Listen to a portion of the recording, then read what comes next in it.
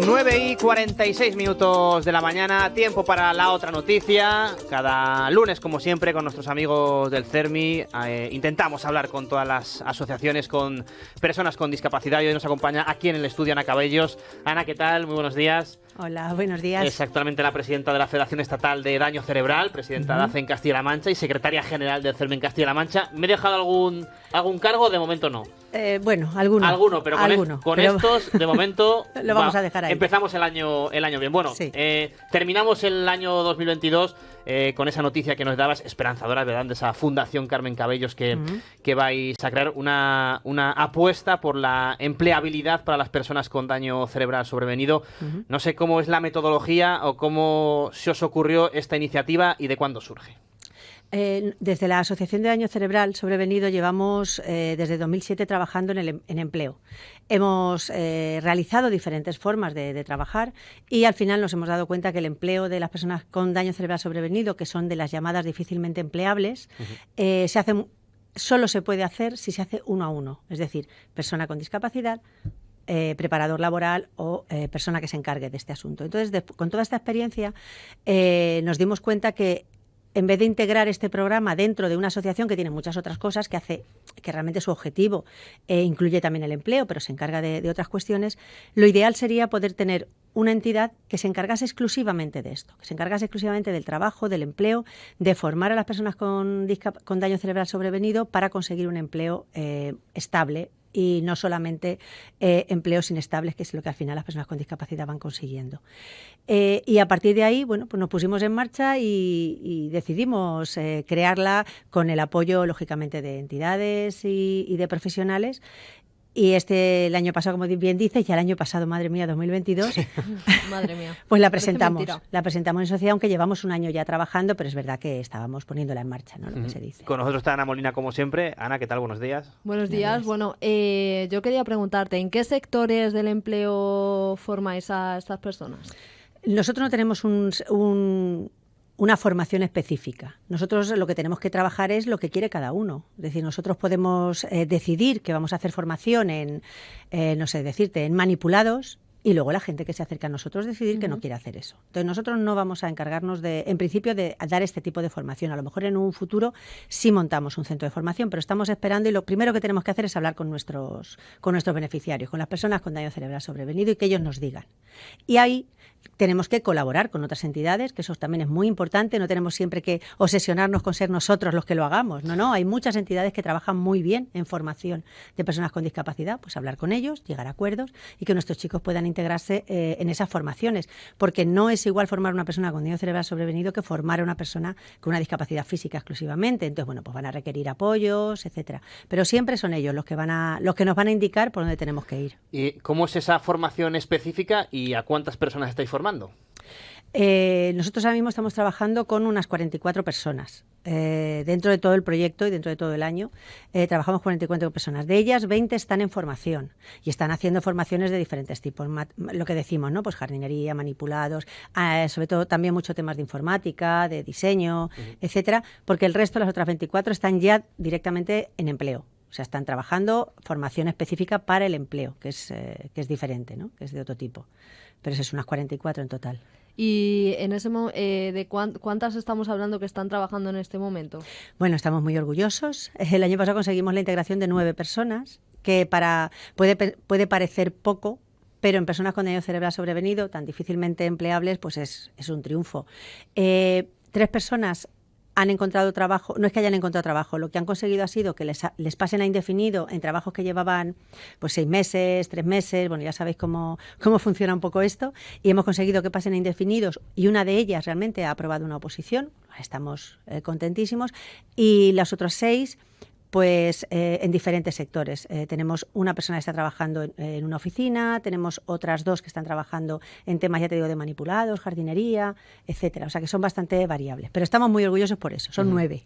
Supongo que orgullosos vosotros, ellos y las familias, ¿no? Porque en este ámbito la familia es una parte, voy a decir, fundamental, un pilar básico para todas las personas que tienen daño cerebral. Claro. La primera labor que tienes que hacer, sobre todo cuando tienes una persona con daño cerebral sobrevenido que ha tenido un accidente joven, que normalmente no digo que todos los casos, suele sufrir una sobreprotección por parte de su familia, es conseguir romper ese lazo, ¿no? O sea, explicarle a la familia y convencerla, que hay algunas que sí están convencidas, pero convencerlas de que realmente tiene que trabajar, o sea, que tiene que salir, porque ya no es solamente ganar dinero, sino es salir de casa y es buscarte un porvenir. Pues estamos hablando de gente que a lo mejor tiene 20, 21 años, no pueden estar sin hacer nada ya lo que les resta de vida. Entonces, ese trabajo con la familia es muy importante, no solo de convencerles y de que se lo permitan y de que no pongan zancadillas, sino luego también de que nos apoyen, de que apoyen en esa labor. Y la verdad es que está teniendo muy buenos resultados. Las familias suelen trabajar muy bien con nosotros, luego ellos también en algunos casos tienen su propio trabajo con nuestra neuropsicóloga ya de la Asociación de Daño Cerebral Sobrevenido, que también trabaja con ellos. Es decir, tenemos muchas sinergias entre las entidades y las familias necesitamos que sean las que nos apoyen, las que cuando él se levante, la persona con daño cerebral se levante y diga, uff,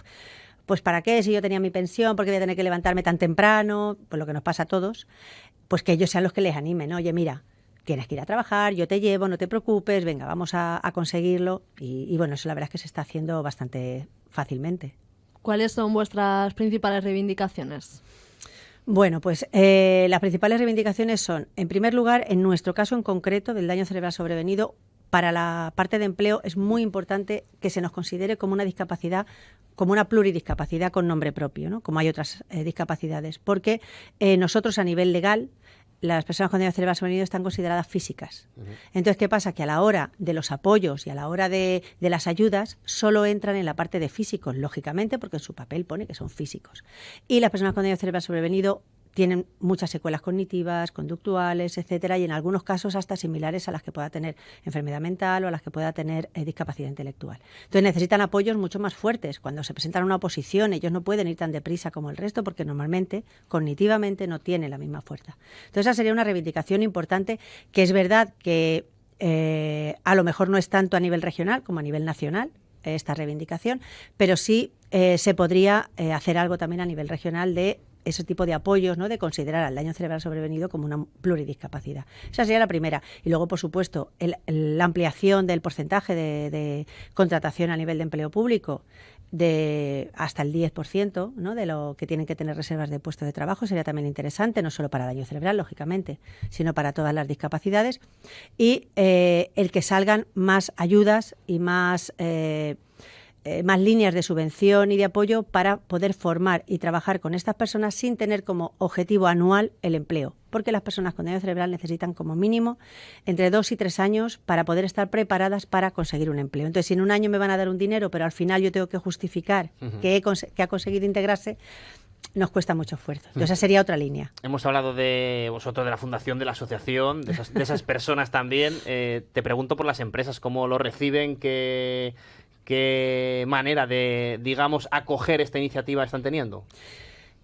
Como he dicho al principio, estamos empezando, pero sí es cierto que hemos tenido relación ya, por ejemplo, con Fedeto, que hemos hecho una pequeña formación también para empresarios y para la propia dirección. Con Eurocaja Rural también hemos hablado en diferentes temas y luego con otras entidades, ¿no? Con otras empresas, muchas de nuestro sector, pues yo que sé, el Grupo AMIAB, ¿no? Entidades que son más afines.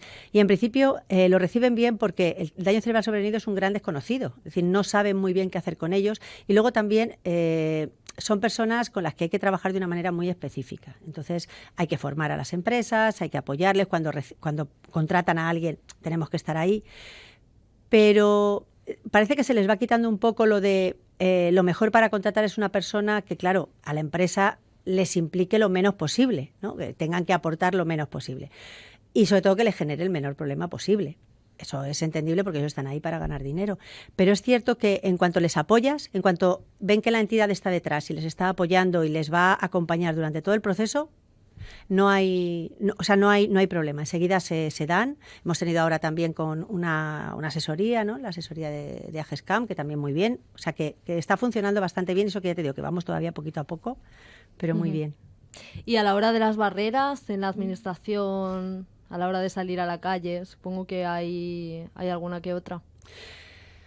Las barreras siguen existiendo. Las barreras va a costar mucho quitarlas, sobre todo porque siempre que hablamos de barreras pensamos en las barreras físicas. Físicas, sí. Estamos pensando en una rampa, hay entidades que son específicamente de personas con discapacidad física que están trabajando muy duramente con intentando que eso sea una realidad, que se eliminen todas esas barreras, sobre todo en la administración, que debería ser la más accesible, pero nosotros trabajamos un poco más en lo que es la accesibilidad cognitiva, es decir, conseguir que la administración, las empresas, todo sean accesibles cognitivamente hablando, es decir, los mensajes que lanzan que sean entendibles por todas las personas, yo qué sé, los letreros, los carteles, toda la información sea accesible, pero siempre a nivel cognitivo, es donde nosotros más estamos luchando y queda todavía mucho porque es muy nuevo, o sea, la accesibilidad cognitiva es muy nueva, pero sí hay predisposición a hacerlo, que es lo bueno. Bueno, como siempre tendríamos minutos y minutos para hablar y como siempre tenemos poco tiempo. Ana Cabellos, presidenta de la Federación Estatal de Daño Cerebral, como siempre, un placer y muchas gracias por estar aquí en la radio pública. Muchísimas gracias a vosotros, un placer como siempre. Y gracias, Ana. Muchas gracias.